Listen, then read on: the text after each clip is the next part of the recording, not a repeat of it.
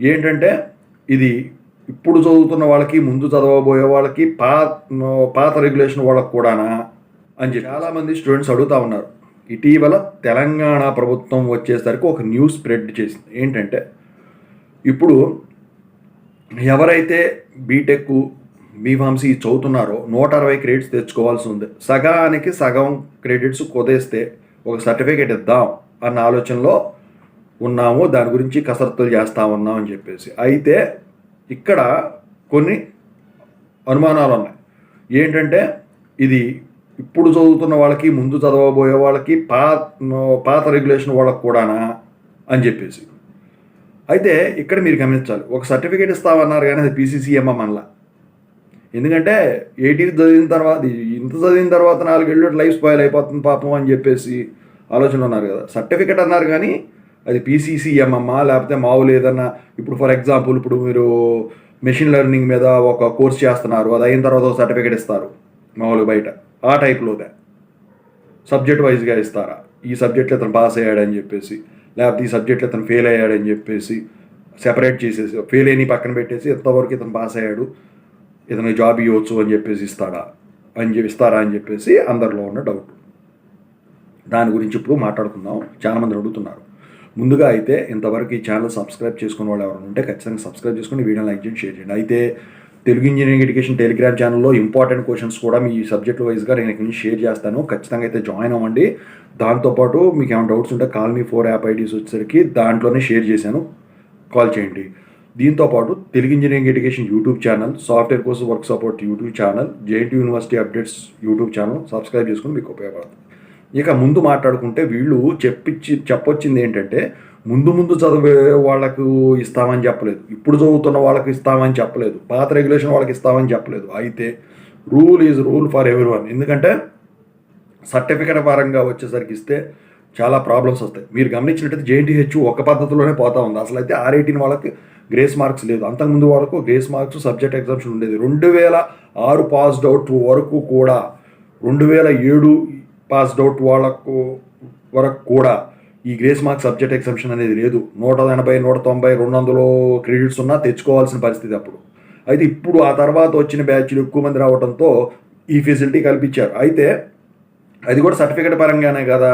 అయితే ఈ రూల్ కనుక పెడితే ముందు వచ్చేసరికి ఖచ్చితంగా అయితే పాత రెగ్యులేషన్ వాళ్ళతో ఇంప్లిమెంట్ చేస్తారని చెప్పేసి నా అభిప్రాయం. ఎందుకంటే ఇప్పటికే పాపం 10+2 ఇయర్స్ అయిపోయి ఉమ్మడి రాజధానిగా రాష్ట్రం కలిసి ఉన్నప్పటి నుంచి రాసి ఉన్న వాళ్ళు కూడా ఉన్నారు. ఇంకా 1 టైం ఛాన్సులు, వేరే యూనివర్సిటీలు పోయి స్పెషల్ సప్లీలు, లాస్ట్ ఛాన్స్ ఎగ్జామ్స్ రాసిరే వాళ్ళు కూడా ఉన్నారు.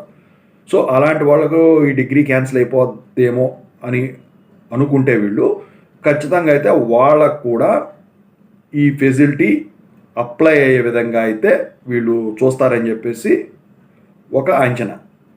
ఇక అది ప్రపోజల్ పక్కన పెడితే, ఇక ఇప్పుడు సర్టిఫికేట్ పరంగా చూసుకుంటే, సర్టిఫికేట్ అంటే ఇప్పుడు ఏంటి, జనరల్గా 160 క్రెడిట్స్కి 160 క్రెడిట్స్ తెచ్చుకున్నారనుకోండి, లేకపోతే గ్రేస్ మార్క్స్ అప్లై చేసి తెచ్చుకున్నారనుకోండి, ఏది చేసినా 160 అవుట్ ఆఫ్ 160 క్రెడిట్స్ వస్తాయి. గ్రేస్ మార్క్స్ అప్లై చేసిన సబ్జెక్ట్ ఎగ్జామ్షన్ ఇస్తే 160 అవుట్ ఆఫ్ 160 క్రెడిట్స్ రావు, కానీ గ్రేస్ మార్క్స్ ఇస్తే వస్తాయి కదా. అయితే దాని పరంగా చూసుకుంటే అక్కడ మీకు పీసీ ఉంది. పీసీలో ఏముంటుంది, పాస్డ్ అవుట్ ఇయర్ మాత్రం ఉంటుంది. అందుట్లో ఏ మంత్లో రాశాడు, ఇతను ఏ ఎగ్జామ్, ఇతని పేరు, డీటెయిల్స్ మాత్రం ఉంటుంది. కానీ సిఎంఎం కన్సోలిడేటెడ్ మార్క్స్ మెమరాండంలో వచ్చేసరికి సెమిస్టర్ వైజ్గా పాస్ అయిన సబ్జెక్టులు మొత్తం మార్కులు, ఫెయిల్ అయిన మళ్ళీ రాస్తారు కదా, ఫెయిల్ అయిన ఇంక్లూడ్ అవ్వవు సిఎంఎంలో. సో అవన్నీ కూడా ఇంక్లూడ్ చేసి సిఎంఎం వస్తుంది. కానీ ఇక్కడ మీరు గమనించాల్సిన విషయం ఒకటి ఉంది. ఇప్పుడు 160కి 80 క్రెడిట్స్ ఇచ్చారనుకోండి, లేకపోతే పాస్డ్ అవుట్ వాళ్ళకి కూడా ఇలాగే చేశారనుకోండి, చేసినప్పుడు మరి పీసీ ఓకే పక్కన పెట్టండి, సిఎంఎంకి వచ్చేసరికి ఏంటంటే సిఎంఎంలో మరి ఫెయిల్ అయిన సబ్జెక్టులు కూడా ఇంక్లూడ్ చేయాలి కదా. కన్సోలిడేటెడ్ మార్క్స్ మెమోరాండం అనేది సెపరేట్గా 80 క్రెడిట్స్ కోసం చేయడానికి ఉండదు. ఎందుకంటే కింద వచ్చేసరికి ఈ సెక్యూర్డ్ 160 అవుట్ ఆఫ్ 160 క్రెడిట్స్ అని ఉంటుంది.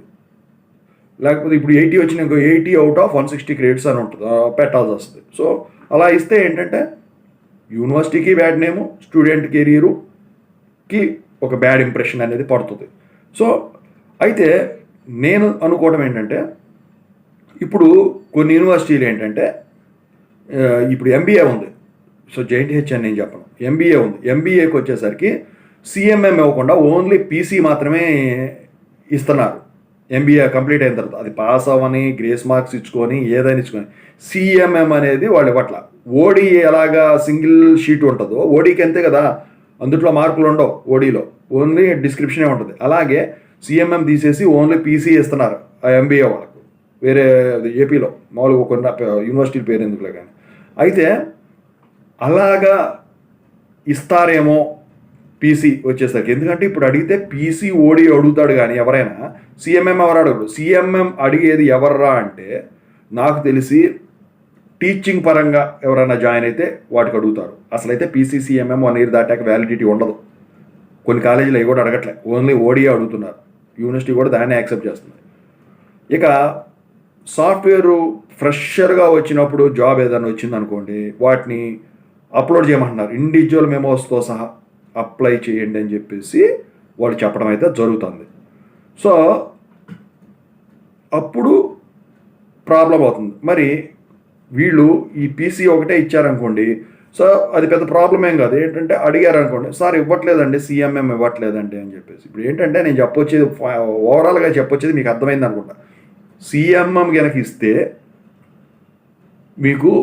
మీరు 80 credits తెచ్చుకున్నారని చెప్పేసి వాళ్ళకి తెలిసిపోతుంది కంపెనీల వాళ్ళకి. లేదు సిఎంఎం ఇవ్వలేదు అనుకోండి, పీసీ ఒకటే ఇచ్చారనుకోండి, ఇండివిజువల్ మెమోరాండమ్స్ అడిగినా కూడా మీరు పాస్ అయిన వాటి అన్నిటికీ, అంటే వీళ్ళు యూనివర్సిటీ వాళ్ళు పాస్ అయిన సబ్జెక్ట్స్ వరకు ఇండివిజువల్ మెమోస్ ఇవ్వాల్సి ఉంటుంది. ఓకేనా? లేకపోతే ట్రాన్స్క్రిప్ట్స్ తీసుకుంటే ట్రాన్స్క్రిప్ట్సే ఇస్తున్నారు అని చెప్పుకోవచ్చు. సో ఇండివిజువల్ మెమోరాండమ్ సిస్టమ్ తీసేయచ్చు, ఎందుకంటే దానివల్ల యూనివర్సిటీ కూడా ఖర్చు తగ్గుతుంది. ఇప్పుడు 60 రూపాయలు ప్రింటింగ్కి ఇదంతా అవుతుంది కాబట్టి యూనివర్సిటీ స్టేషనరీ ఖర్చు తగ్గుతుంది. అదే ట్రాన్స్క్రిప్ట్ అనుకుంటే సింగిల్ షీట్ వచ్చేస్తుంది. సో ట్రాన్స్క్రిప్ట్స్ ఇస్తారేమో మళ్ళీ. అట్ ఏ టైం ఖర్చు తగ్గుతుంది, పాస్డ్ అవుట్స్ పెరుగుతారు, యూనివర్సిటీకి నేమ్ వస్తుంది, స్టూడెంట్కి జాబ్ వస్తుంది. అంటే ఇంటర్వ్యూ కాల్ వరకు అయితే వస్తుంది, తర్వాత సంగతి జాబు వాడు నిరూపించుకునే దాన్ని బట్టి ఉంటుంది. ఇక ఎటువంటి ప్రాబ్లమ్స్ ఉండవు. సో ఈ పద్ధతిలో వెళితారేమో అని చెప్పేసి, ఎందుకంటే ఇంతకంటే మంచి పద్ధతి అనేది ఖచ్చితంగా అయితే ఎవరో కూడా ఇంప్లిమెంట్ చేయరు, చేసేదానికి ఛాన్స్ లేదు. సో ఇది ప్రపోజల్ అనమాట. సో మరి ఇక ఈ ప్రపోజల్, ఇలాంటి ప్రపోజల్స్ ఎన్ని ఉన్నాయో మరి వాళ్ళ దగ్గర.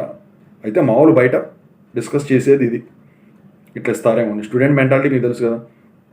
అయితే విచిత్రం ఏంటంటే జేఎన్టీయూహెచ్ కింద తెలంగాణలో స్టూడెంట్స్ కన్నా ఏపీలో స్టూడెంట్స్ ఎక్కువ దీని గురించి డిస్కస్ చేసుకుంటున్నారు.